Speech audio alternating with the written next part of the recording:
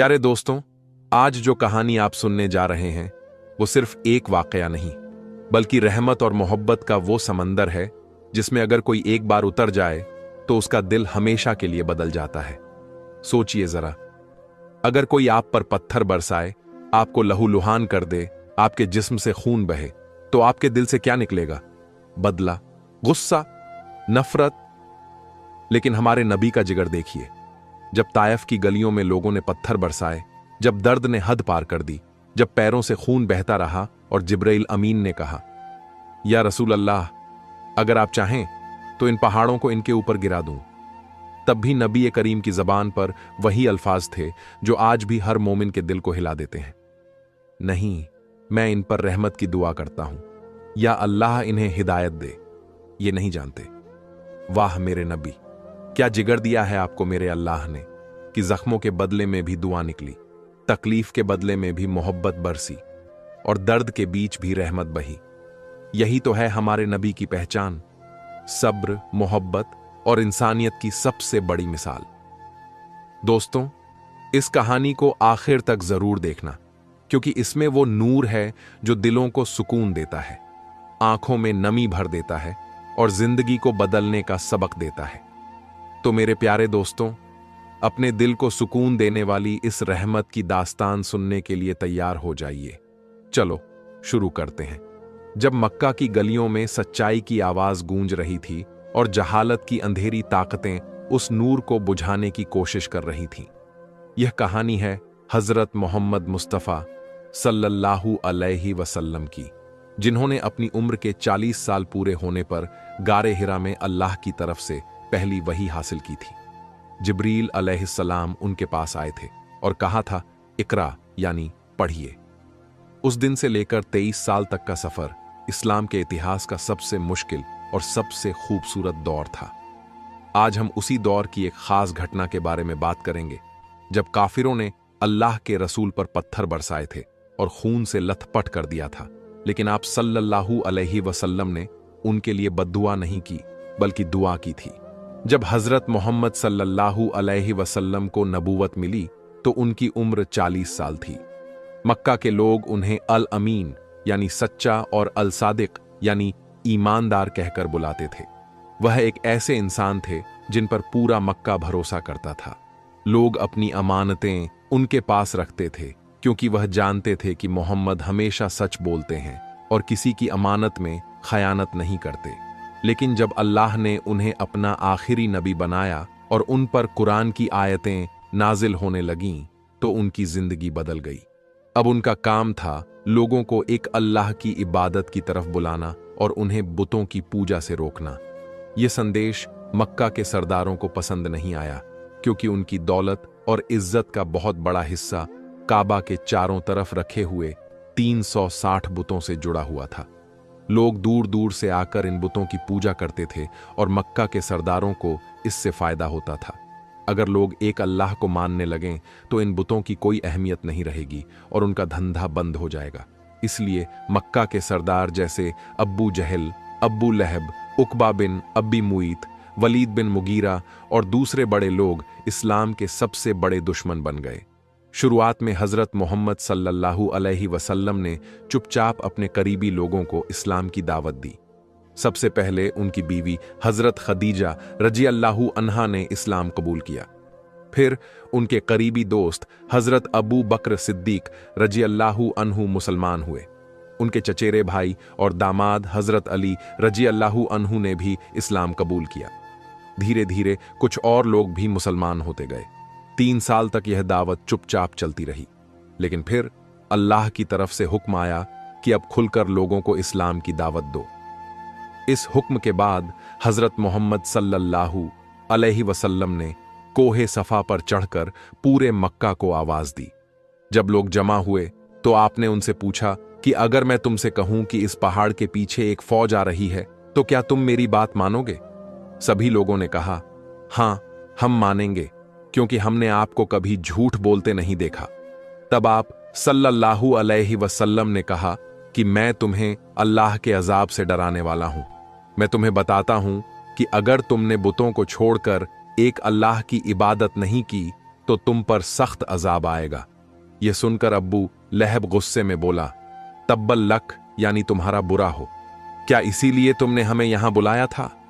इस तरह खुलेआम इस्लाम की दावत शुरू हो गई और मक्का के काफिर भड़क उठे।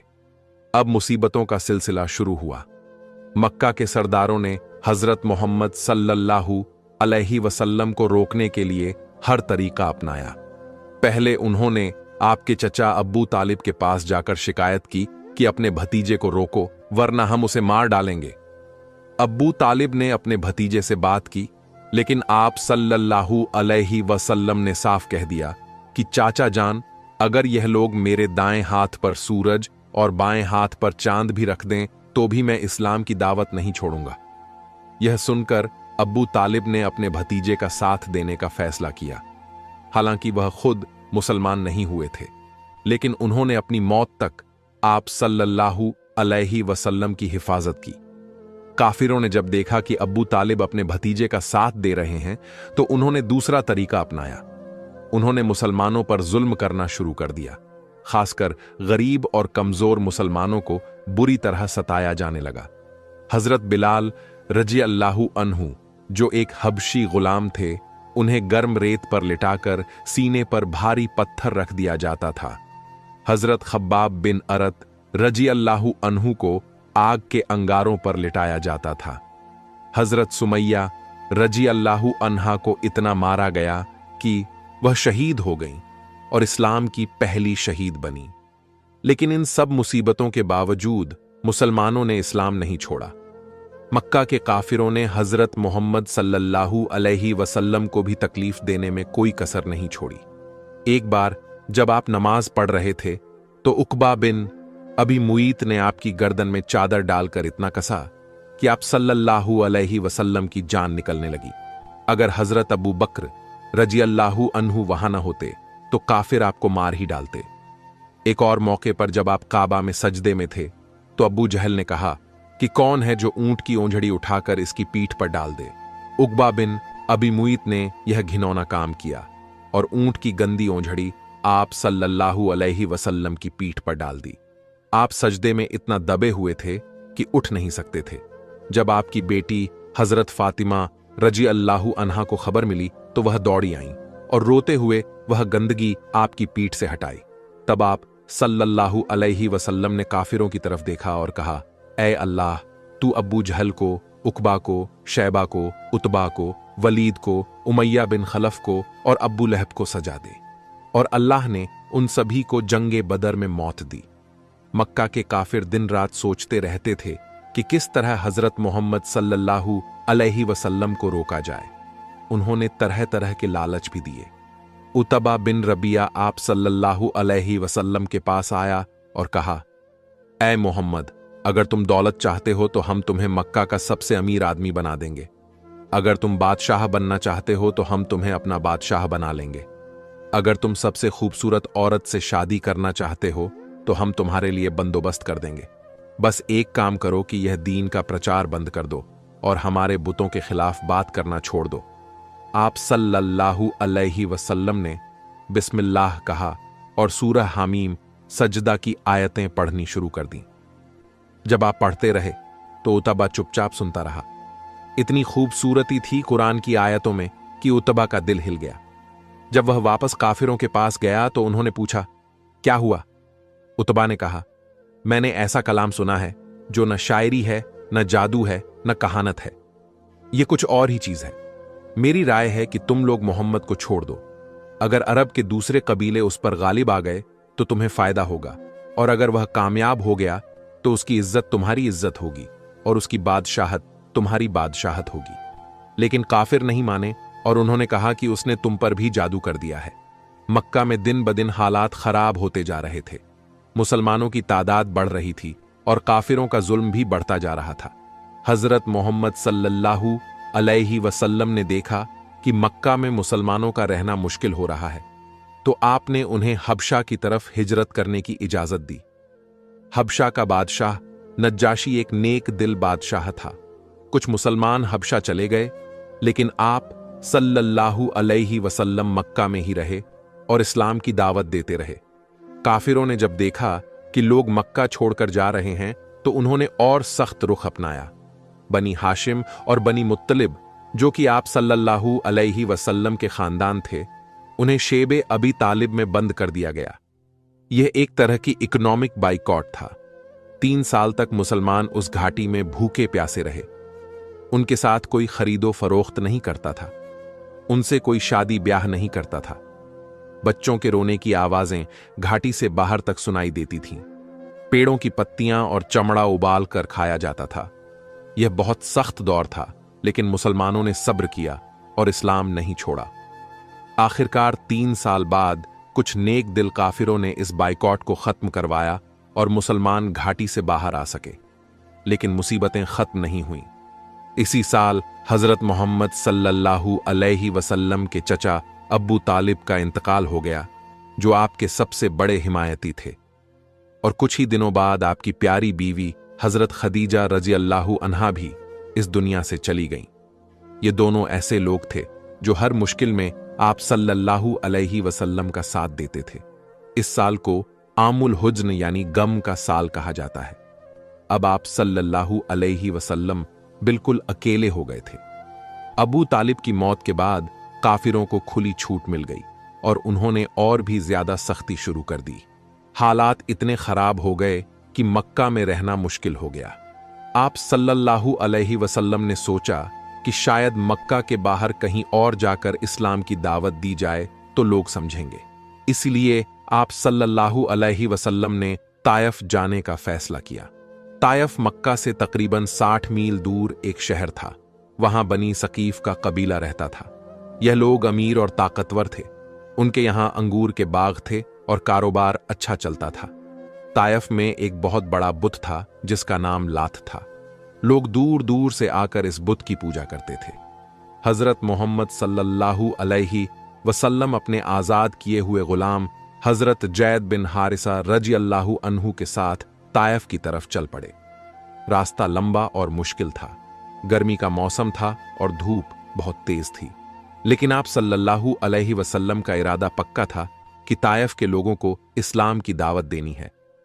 जब आप तायफ पहुंचे तो वहां के 3 सरदार थे जो 3 भाई थे, अब्दयाल, मसूद और हबीब, जो कि अम्र बिन उमैर के बेटे थे। आप सल्लल्लाहु अलैहि वसल्लम उन तीनों के पास गए और उन्हें बैठकर इस्लाम का पैगाम दिया। आपने उन्हें बताया कि बुतों की पूजा छोड़ दो और एक अल्लाह की इबादत करो। आपने उन्हें कुरान की आयतें सुनाई और बड़े प्यार से समझाया, लेकिन उन तीनों ने आपकी बात सुनने से इनकार कर दिया। पहले भाई ने कहा, क्या अल्लाह ने तुझसे बेहतर किसी को नहीं मिला कि उसने तुझे नबी बना दिया? दूसरे भाई ने कहा, मैं काबा का पर्दा फाड़ डालूंगा अगर तू सच में अल्लाह का रसूल है। तीसरे भाई ने कहा, अल्लाह की कसम, मैं तुझसे कभी बात नहीं करूंगा। अगर तू सच में नबी है तो तू इतना बड़ा है कि मैं तुझसे बहस करूं, और अगर तू झूठा है तो तू इतना नीच है कि मैं तुझसे बात करूं। इस तरह उन तीनों ने बड़ी बेइज्जती की, लेकिन आप सल्लल्लाहु अलैहि वसल्लम ने सब्र किया और उनसे कहा कि अगर तुम इस्लाम कबूल नहीं करते तो कम से कम मेरी बात किसी को बताना मत, क्योंकि मैं नहीं चाहता कि मक्का में मेरे दुश्मनों को इसकी खबर मिले। लेकिन उन तीनों ने यह बात भी नहीं मानी। उन्होंने उल्टा तायफ के आवारा लोगों और शरारती लड़कों को आप सल्लल्लाहु अलैहि वसल्लम के पीछे लगा दिया। उन लोगों ने आपको 2 कतारों में खड़ा कर दिया और आप जब बीच से गुजरते तो दोनों तरफ से पत्थर मारते। यह लोग इतने बेरहम थे कि उन्हें जरा भी तरस नहीं आया। हजरत मोहम्मद सल्लल्लाहु अलैहि वसल्लम पत्थरों की बारिश में चलते रहे। पत्थर आपके चेहरे पर लगते, सर पर लगते, पीठ पर लगते, पैरों पर लगते। आपके पैरों में जूते थे, लेकिन इतने पत्थर पड़े कि जूते खून से भर गए। खून जमकर जूते से चिपक गया। आपका पूरा जिस्म लहूलुहान हो गया। हजरत जैद बिन हारिसा रजी अल्लाहु अन्हु आपको बचाने की कोशिश कर रहे थे। वह आपके ऊपर झुककर आने वाले पत्थरों को रोकने की कोशिश करते, लेकिन पत्थर इतने ज्यादा थे कि उनका भी सर फट गया। यह सिलसिला तकरीबन 3 मील तक चला। तायफ के लोग आपको शहर से बाहर तक मारते हुए ले गए। जब आप शहर से बाहर निकले तब जाकर वह लोग लौटे। आप सल्लल्लाहु अलैहि वसल्लम इतने थक गए थे और इतना खून बह गया था कि आप चल नहीं पा रहे थे। हजरत जैद रजी अल्लाहु अन्हु ने आपको एक बाग में ले जाकर एक दीवार के साए में बिठा दिया। यह बाग उतबा और शैबा बिन रबिया का था, जो मक्का के बड़े काफिर सरदार थे। आप सल्लल्लाहु अलैहि वसल्लम वहां बैठ गए और अपनी तकलीफ भूलकर अल्लाह से दुआ मांगने लगे। यह दुआ इतनी मशहूर है कि आज तक मुसलमान इसे पढ़ते हैं। आप सल्लल्लाहु अलैहि वसल्लम ने कहा, ऐ अल्लाह, मैं तेरे सामने अपनी कमजोरी की शिकायत करता हूं। मेरे पास ताकत नहीं है और मेरा कोई सहारा नहीं है। लोगों की नजर में मैं बेइज्जत हो गया हूं। ऐ सबसे ज्यादा रहम करने वाले, तू कमजोरों का रब है और तू मेरा भी रब है। तू मुझे किसके हवाले करेगा? क्या दूर के किसी अजनबी के हवाले करेगा जो मुझसे बुरा सलूक करेगा, या फिर दुश्मन के हवाले करेगा जिसे तूने मेरे मामलों पर काबू दिया है? अगर तू मुझसे नाराज नहीं है तो मुझे कोई परवाह नहीं, लेकिन तेरी आफियत मेरे लिए ज्यादा बेहतर है। मैं तेरे नूर की पनाह चाहता हूं, जिससे अंधेरे रोशन होते हैं और दुनिया और आखिर तक के मामले ठीक होते हैं। मुझ पर तेरा गुस्सा ना उतरे और मुझसे तेरी नाराजगी ना हो। तुझे खुश करना मेरा काम है और तेरे सिवा किसी में कोई ताकत और कुव्वत नहीं है। यह दुआ सुनकर आसमान हिल गया। अल्लाह को अपने प्यारे नब्बी की हालत देखकर बहुत तरस आया। जिब्रील अलैहिस्सलाम पहाड़ों के फरिश्ते के साथ हजरत मोहम्मद सल्लल्लाहु अलैहि वसल्लम के पास आए। पहाड़ों के फरिश्ते ने सलाम किया और कहा, ऐ अल्लाह के रसूल, अल्लाह ने आपकी कौम की बातें सुन ली हैं और उन्होंने जो जवाब आपको दिया है वह भी सुन लिया है। अल्लाह ने मुझे आपके पास भेजा है। आप जो हुक्म दें मैं कर दूंगा। अगर आप चाहें तो मैं इन दो पहाड़ों को मिलाकर इन सब लोगों को कुचल दूं। यह सुनकर हजरत मोहम्मद सल्लल्लाहु अलैहि वसल्लम ने क्या जवाब दिया, यह सुनकर फरिश्ते हैरान रह गए।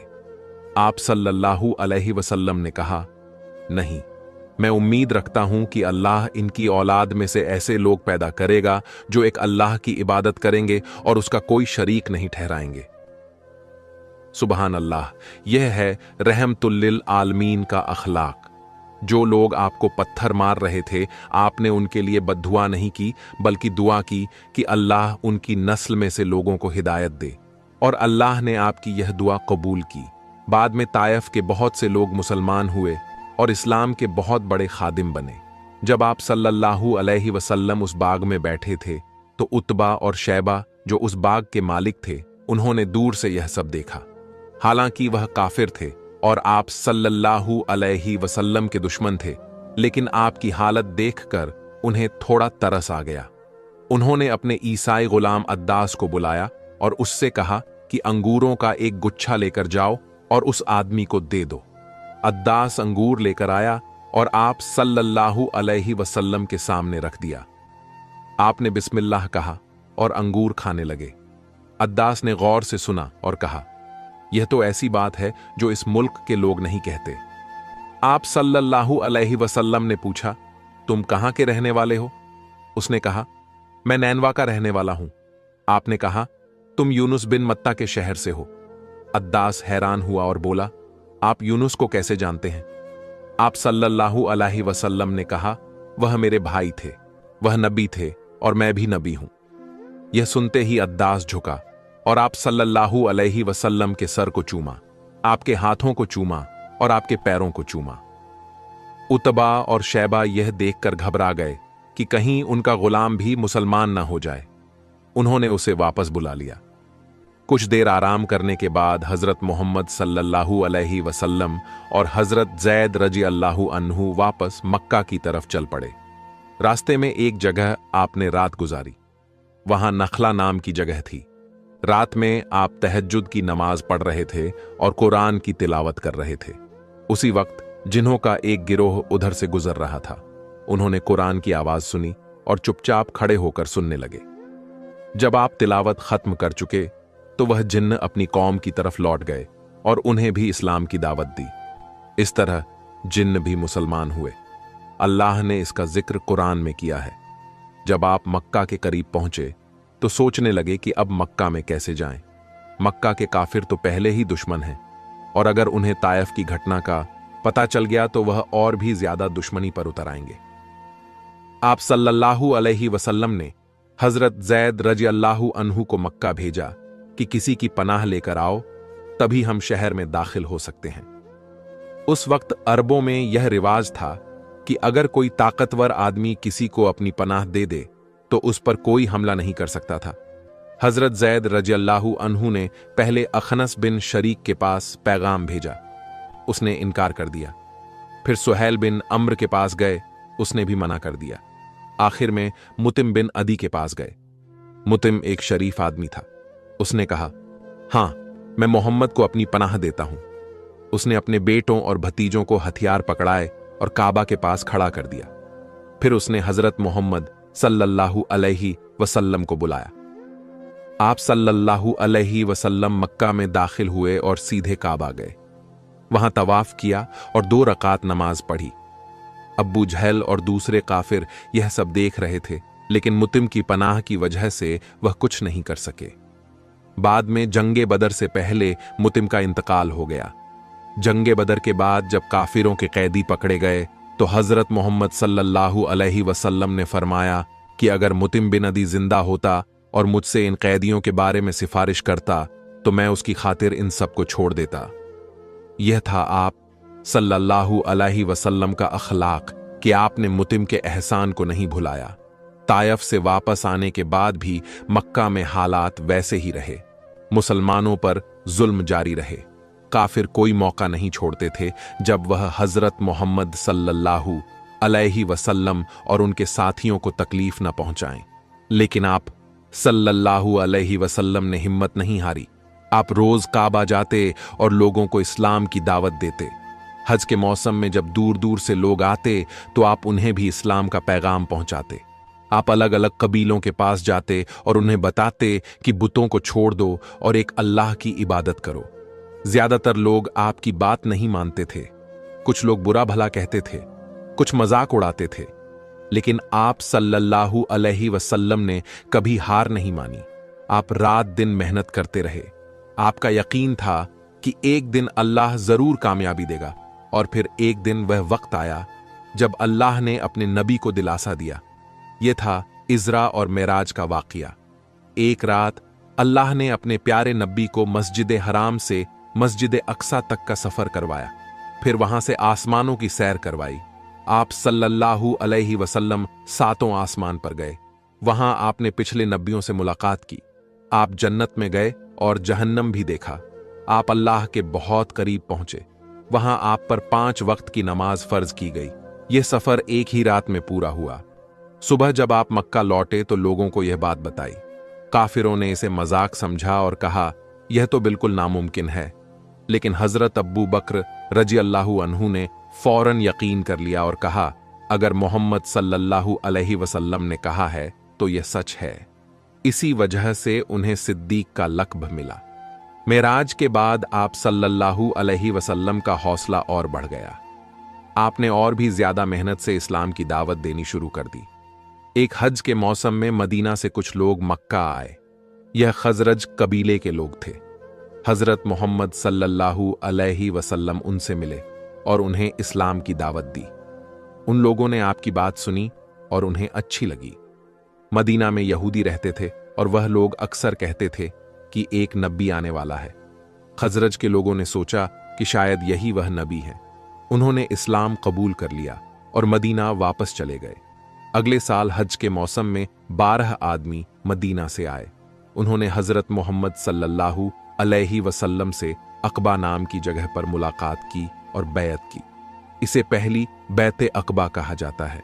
उन्होंने वादा किया कि हम अल्लाह के साथ किसी को शरीक नहीं करेंगे, चोरी नहीं करेंगे, जिना नहीं करेंगे, अपनी औलाद को कत्ल नहीं करेंगे, झूठ नहीं बोलेंगे और किसी नेक काम में नाफरमानी नहीं करेंगे। हजरत मोहम्मद सल्लल्लाहु अलैहि वसल्लम ने हजरत मुसब बिन उमैर रज़ियल्लाहु अन्हु को उनके साथ मदीना भेज दिया ताकि वह लोगों को कुरान और इस्लाम की तालीम दे। हजरत मुसाब रज़ियल्लाहु अन्हु मदीना में बहुत अच्छा काम किया। उन्होंने बहुत से लोगों को इस्लाम की दावत दी और बहुत से लोग मुसलमान हुए। मदीना में इस्लाम तेजी से फैलने लगा। अगले साल फिर हज का मौसम आया। इस बार मदीना से 75 आदमी और 2 औरतें आए। उनमें से ज्यादातर मुसलमान थे। उन्होंने रात के वक्त चुपचाप अक़बा में हज़रत मोहम्मद सल्लल्लाहु अलैहि वसल्लम से मुलाकात की। यह दूसरी बैअत अक़बा थी। इस बार उन्होंने वादा किया कि हम आपकी हिफाजत करेंगे जिस तरह अपने बच्चों और औरतों की हिफाजत करते हैं। अगर इसमें हमारी जानें भी चली जाएं तो हम परवाह नहीं करेंगे। हज़रत मोहम्मद सल्लल्लाहु अलैहि वसल्लम ने उनकी बैअत कबूल की और उनमें से 12 आदमियों को नकीब यानी लीडर बनाया। यह लोग वापस मदीना गए और मुसलमानों को खुशखबरी दी कि जल्द ही अल्लाह के रसूल मदीना तशरीफ लाएंगे। दूसरी बैअत अक़बा के बाद हज़रत मोहम्मद सल्लल्लाहु अलैहि वसल्लम ने मक्का के मुसलमानों को हुक्म दिया कि अब मदीना की तरफ हिजरत करना शुरू कर दो। मुसलमान धीरे धीरे छुप छुप कर मक्का छोड़कर मदीना जाने लगे। काफिरों को जब पता चला तो उन्होंने रोकने की कोशिश की, लेकिन मुसलमान किसी तरह निकल जाते थे। हज़रत अब्बू बक्र रजी अल्लाहु अन्हु और हज़रत अली रजी अल्लाहु अन्हु को छोड़कर ज्यादातर मुसलमान मदीना चले गए।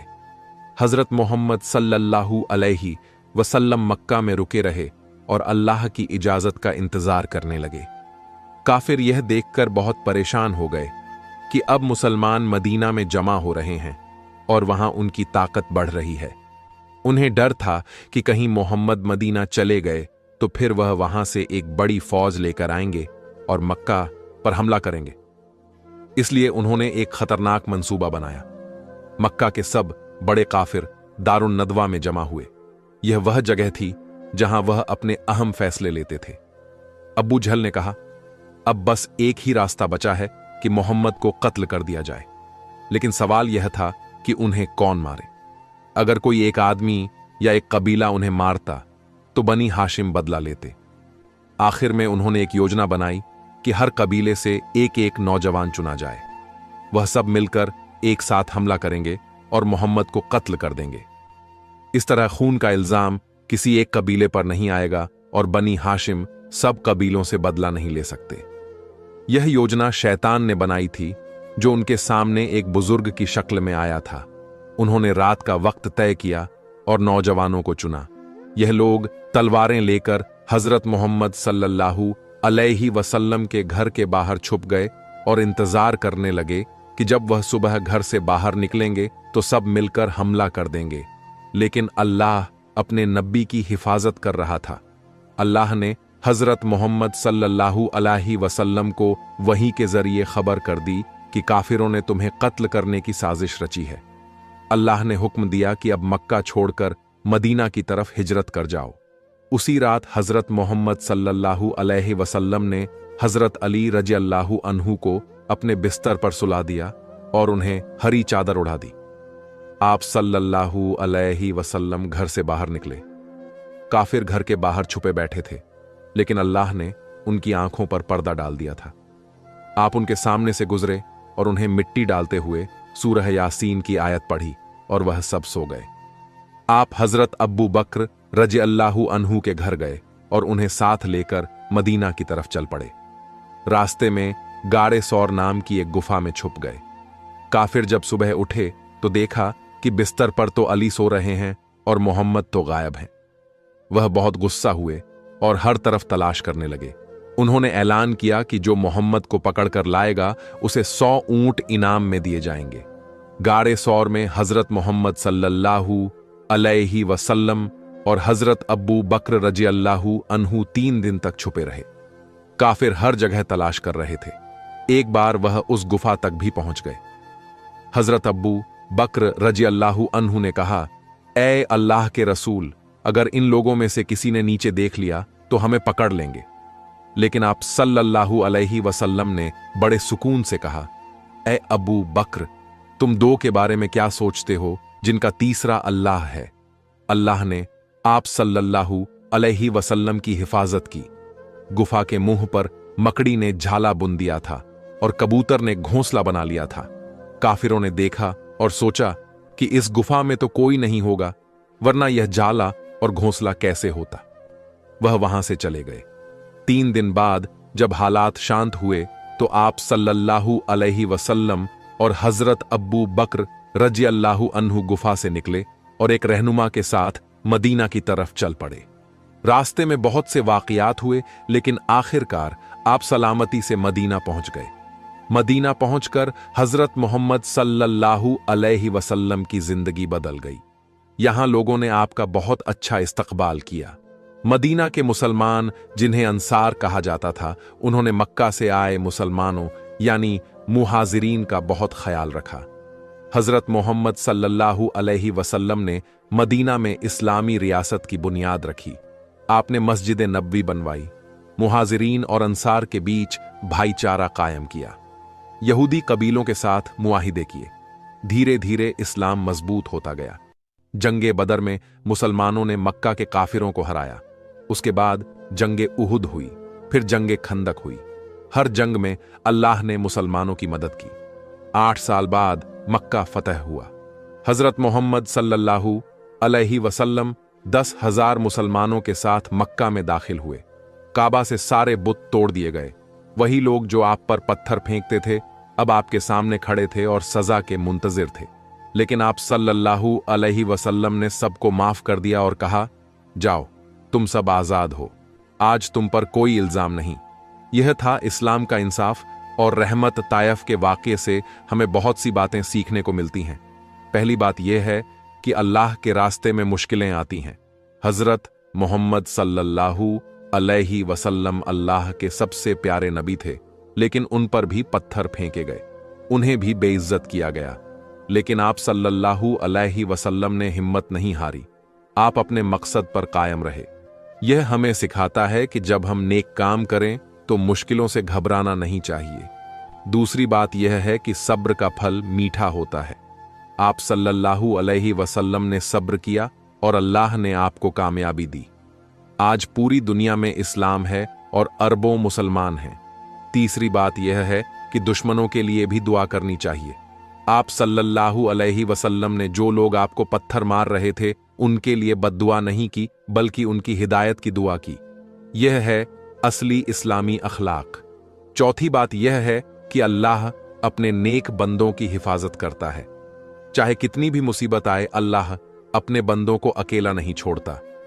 जब आप सल्लल्लाहु अलैहि वसल्लम बिल्कुल अकेले और मजबूर थे तो अल्लाह ने फरिश्ते भेजे और आपका हौसला बढ़ाया। पांचवीं बात यह है कि अल्लाह के रसूल सल्लल्लाहु अलैहि वसल्लम की जिंदगी में हर काम में हिकमत थी। आपने ताइफ जाने का फैसला किया क्योंकि मक्का में हालात बहुत खराब हो गए थे। आपने सोचा कि शायद ताइफ के लोग इस्लाम कबूल कर लें और मुसलमानों को सहारा मिल जाए।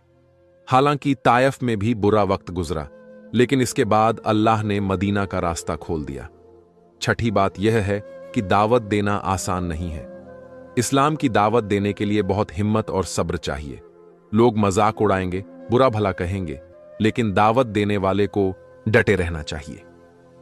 सातवीं बात यह है कि अल्लाह के रसूल सल्लल्लाहु अलैहि वसल्लम की सीरत हमारे लिए मिसाल है। हम भी अपनी जिंदगी में जब मुश्किलों का सामना करें तो आप सल्लल्लाहु अलैहि वसल्लम की सीरत से सबक लें और सब्र से काम लें। आठवीं बात यह है कि अल्लाह का प्लान सबसे बेहतर होता है। जब ताइफ के लोगों ने इस्लाम कबूल नहीं किया तो लगा कि यह एक नाकामी है, लेकिन अल्लाह के प्लान में यह एक बड़ी कामयाबी की तरफ कदम था। इसके बाद मदीना का रास्ता खुला और इस्लाम को एक मजबूत जगह मिल गई। नवीं बात यह है कि हर मुश्किल के बाद आसानी है। कुरान में अल्लाह फरमाता है, इन्ना मल उसरी युसरा, यानी बेशक मुश्किल के साथ आसानी है। ताइफ की मुश्किल के बाद मदीना की आसानी आई।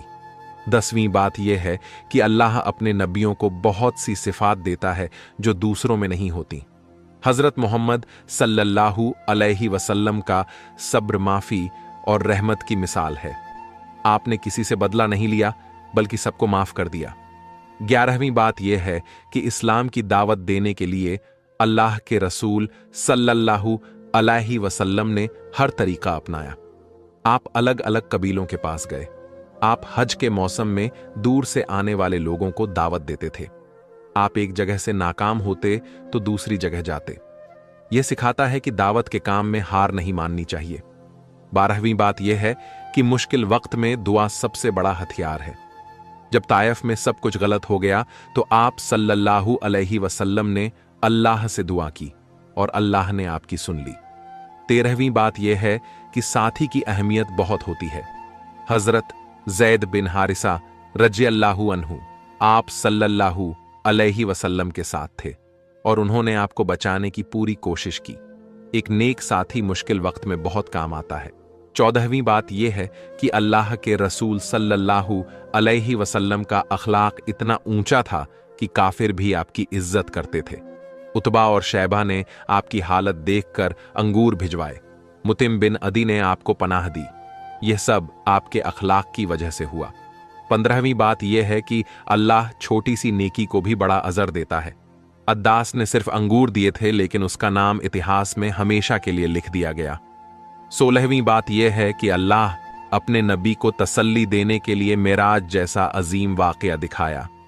इससे पता चलता है कि अल्लाह अपने नेक बंदों का ख्याल रखता है और उन्हें दिलासा देता है। 17वीं बात यह है कि इंसान को अपने काम के नतीजे पर निगाह नहीं रखनी चाहिए, बल्कि मेहनत पर निगाह रखनी चाहिए। आप सल्लल्लाहु अलैहि वसल्लम ने तायफ में 18वीं बात यह है कि इस्लाम किसी पर जबरदस्ती थोपा नहीं जाता। आप सल्लल्लाहु अलैहि वसल्लम ने सिर्फ लोगों को दावत दी और उन्हें अल्लाह का पैगाम पहुंचाया। जिसने माना उसने माना, जिसने नहीं माना उस पर जबरदस्ती नहीं की। 19वीं बात यह है कि बुराई का जवाब भलाई से देना चाहिए। जो लोग आपको पत्थर मार रहे थे, आपने उनके लिए दुआ की। यह इस्लाम का असली अखलाक है। 20वीं बात यह है कि कामयाबी रातों रात नहीं मिलती। हजरत मोहम्मद सल्लल्लाहु अलैहि वसल्लम ने 23 साल मेहनत की, तब जाकर इस्लाम पूरे अरब में फैला। 21वीं बात यह है कि हर मुश्किल में कोई न कोई रहमत छुपी होती है। तायफ की मुश्किल की वजह से जिन्होंने इस्लाम कबूल किया। 22वीं बात यह है कि सच्चाई की ताकत झूठ से ज्यादा होती है। काफिरों के पास ताकत थी, दौलत थी, लेकिन आखिर में सच्चाई की जीत हुई। 23वीं बात यह है कि अल्लाह के रसूल सल्लल्लाहु अलैहि वसल्लम की सीरत में हर इंसान के लिए सबक है, चाहे वह हुकूमत करने वाला हो या प्रजा, चाहे वह अमीर हो या गरीब, चाहे वह जवान हो या बूढ़ा, सबके लिए आप सल्लल्लाहु अलैहि वसल्लम की सीरत में हिदायत है। 24वीं बात यह है कि मुश्किल वक्त में घबराना नहीं चाहिए, बल्कि अल्लाह पर भरोसा रखना चाहिए। आप सल्लल्लाहु अलैहि वसल्लम ने हर मुश्किल में अल्लाह पर भरोसा रखा और अल्लाह ने कभी आपको अकेला नहीं छोड़ा। 25वीं बात यह है कि दुनिया की तकलीफें अस्थाई हैं, लेकिन अल्लाह का अजर हमेशा के लिए है। आप सल्लल्लाहु अलैहि वसल्लम पर जो मुश्किलें आईं वह खत्म हो गईं, लेकिन आपका अजर कयामत तक रहेगा। 26वीं बात यह है कि इंसान को कभी भी किसी की बुराई का बदला बुराई से नहीं लेना चाहिए। आप सल्लल्लाहु अलैहि वसल्लम ने मक्का फतह के बाद सबको माफ कर दिया। 27वीं बात यह है कि अल्लाह की योजना हमारी समझ से बाहर है। जो चीज हमें नुकसान लगती है, हो सकता है वह हमारे फायदे की हो। तायफ की नाकामी असल में एक बड़ी कामयाबी की तरफ कदम था। 28वीं बात यह है कि इंसान को हमेशा नेक नीयत रखनी चाहिए। आप सल्लल्लाहु अलैहि वसल्लम की नीयत सिर्फ लोगों को अल्लाह का पैगाम पहुंचाने की थी, न कि अपना कोई फायदा। 29वीं बात यह है कि सच्चे मुसलमान को डर सिर्फ अल्लाह से होना चाहिए। आप सल्लल्लाहु अलैहि वसल्लम काफिरों से नहीं डरे, बल्कि सिर्फ अल्लाह से डरते थे और उसी की खुशी चाहते थे। 30वीं बात यह है कि इस्लाम अमन और सुकून का दीन है। 31वीं बात यह है कि अल्लाह के रसूल सल्लल्लाहु अलैहि वसल्लम ने हमें सिखाया कि मुश्किल वक्त में भी उम्मीद नहीं छोड़नी चाहिए। आप सल्लल्लाहु अलैहि वसल्लम ने कभी हार नहीं मानी और हमेशा अल्लाह से उम्मीद रखी। 32वीं बात यह है कि माफी देना बदले से बेहतर है। आप सल्लल्लाहु अलैहि वसल्लम ने अपने सबसे बड़े दुश्मनों को भी माफ कर दिया और यही इस्लाम की खूबसूरती है। 33वीं बात यह है कि इंसान को हमेशा नम्र रहना चाहिए। आप सल्लल्लाहु अलैहि वसल्लम दुनिया के सबसे बड़े लीडर थे, लेकिन आप बहुत नम्र और विनम्र थे। 34वीं बात यह है कि अल्लाह अपने नबी की हर तरह से हिफाजत करता है। काफिरों ने कितनी भी कोशिश की, लेकिन वह आप सल्लल्लाहु अलैहि वसल्लम का कुछ नहीं बिगाड़ सके। 35वीं बात यह है कि हर मुसलमान को अपनी जिंदगी में इस्लाम की दावत देनी चाहिए। जिस तरह आप सल्लल्लाहु अलैहि वसल्लम ने मेहनत की, उसी तरह हमें भी मेहनत करनी चाहिए। 36वीं बात यह है कि सब्र और शुक्र दोनों जरूरी हैं। मुश्किल में सब्र और आसानी में शुक्र, यही इस्लाम की तालीम है। 37वीं बात यह है कि अल्लाह के रसूल सल्लल्लाहु अलैहि वसल्लम की मोहब्बत हर मुसलमान के दिल में होनी चाहिए। 38वीं बात यह है कि इंसान को हमेशा नेक काम करते रहना चाहिए, चाहे लोग उसकी कदर करें या ना करें। 39वीं बात यह है कि अल्लाह की मदद उन्हीं के साथ होती है जो सब्र से काम लेते हैं। 40वीं बात यह है कि हमें अपनी जिंदगी में आप सल्लल्लाहु अलैहि वसल्लम की सीरत को अपनाना चाहिए और उसी के मुताबिक चलना चाहिए। दोस्तों, इस कहानी से हमें एक बहुत बड़ा सबक मिलता है कि अल्लाह के रास्ते पर चलना कभी आसान नहीं होता। यह रास्ता इम्तिहानों से भरा होता है, तकलीफों से, आंसुओं से, लेकिन जो सब्र करता है, जो अल्लाह पर भरोसा रखता है, जो अपने दिल को मजबूत रखता है, अल्लाह उसे कभी रुसवा नहीं करता। अल्लाह उस बंदे को वहां से राहत देता है जहां से उसे उम्मीद भी नहीं होती। हमारे प्यारे नबी हजरत मोहम्मद सल्लल्लाहु अलैहि वसल्लम की पूरी जिंदगी इस बात की सबसे बड़ी मिसाल है। आपने हर दर्द में सब्र किया, हर मुश्किल में मुस्कुराए और हर जुल्म के जवाब में रहमत दिखाई। आपने अपने दुश्मनों के लिए भी दुआ की, जिन्होंने पत्थर मारे, जिनके ताने दिल को चीर गए, आपने उनके लिए भी रहमत मांगी। यही तो हमारे नबी की सीरत है, रहम, सब्र और मोहब्बत का समंदर। आज हम जो इस्लाम की नेमत से फायदा उठा रहे हैं, ये उन कुर्बानियों का नतीजा है जो हमारे नबी और उनके प्यारे साथियों ने दी। वो भूखे रहे, प्यासे रहे, दर्द झेले, मगर अल्लाह के रास्ते से कभी नहीं हटे। उन्होंने हमें सिखाया कि ईमान का रास्ता मुश्किल जरूर है, लेकिन यही रास्ता जन्नत की ओर ले जाता है। दोस्तों, हमारा फर्ज है कि हम उन कुर्बानियों की कदर करें। हमें इस्लाम को सिर्फ जबान से नहीं, अपने दिल और अमल से अपनाना चाहिए। हमें अपने नबी की सीरत को अपनी जिंदगी का हिस्सा बनाना चाहिए। उनकी तरह सब्र करना चाहिए, उनकी तरह माफ करना चाहिए और उनकी तरह मोहब्बत बांटना चाहिए। याद रखो दोस्तों, असली कामयाबी दौलत या शोहरत में नहीं, बल्कि अल्लाह की रजा में है। अगर हम अपने नबी की बताई राह पर चलें, लोगों से अच्छा सलूक करें और अल्लाह पर भरोसा रखें, तो हमारी जिंदगी में भी नूर भर जाएगा। अल्लाह हम सबको अपने नबी की सच्ची मोहब्बत अता करे और हमें उनकी सीरत पर चलने की तौफीक दे। वो दिन कभी ना आए जब हम इस्लाम के नाम पर झगड़ें, बल्कि ऐसा दिन आए जब हम मोहब्बत, अमन और रहमत का पैगाम लेकर उठें। आमीन या रब्बल आलमीन। वस्सलातु वस्सलामु अला रसूलिल करीम वला आलिही वसहबिही अजमईन। तो दोस्तों, अगर आपको हमारा ये वीडियो अच्छा लगा हो तो इसे अपने दोस्तों, अपने घर वालों और अपने रिश्तेदारों के साथ जरूर शेयर करो, क्योंकि हो सकता है आपकी एक शेयर से किसी के दिल में अल्लाह और उसके रसूल की मोहब्बत जग जाए। वीडियो को लाइक करना मत भूलो। अपना कीमती कमेंट नीचे कमेंट बॉक्स में जरूर लिखो। और अगर आपने अब तक हमारा चैनल सब्सक्राइब नहीं किया है तो अभी सब्सक्राइब कर लो, ताकि आने वाले ऐसे ही दिल को छू जाने वाले वीडियोस आप तक सबसे पहले पहुंचे। आपका हर लाइक, हर शेयर और हर कमेंट हमारे लिए एक दुआ की तरह है। तो चलिए दोस्तों, मिलते हैं अगली वीडियो में। तब तक के लिए अल्लाह हाफिज।